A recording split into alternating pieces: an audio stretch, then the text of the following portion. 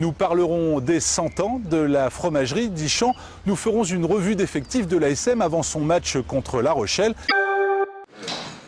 Un siècle déjà et encore de beaux jours devant elle. Fondée en 1911, la fromagerie familiale d'Ischamps fête donc cette année ses 100 ans.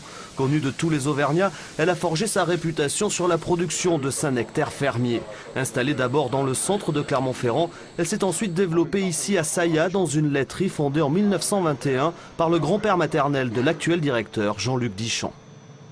Mon père est venu chercher de la marchandise, c'est comme ça qu'il a fait la connaissance de ma mère. J'en ai entendu parler souvent.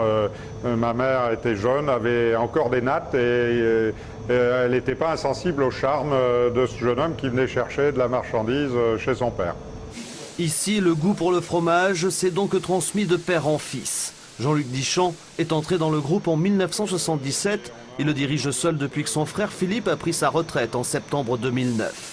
En un siècle, l'entreprise est passée de 4 salariés à 215 aujourd'hui.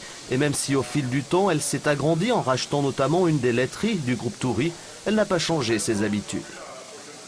On continue, vous le voyez, à affiner sur bois d'épicéa et à laver les fromages à la main de manière très traditionnelle. Le lavage n'a pas changé depuis 100 ans.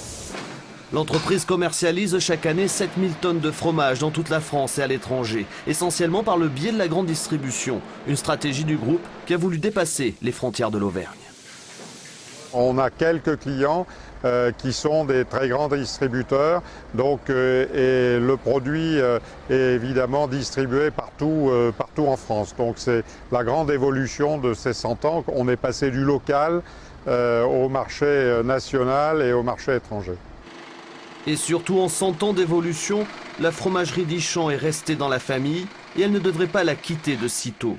L'un des 3 fils de Jean-Luc Dichand, Édouard, se prépare à entrer dans le groupe.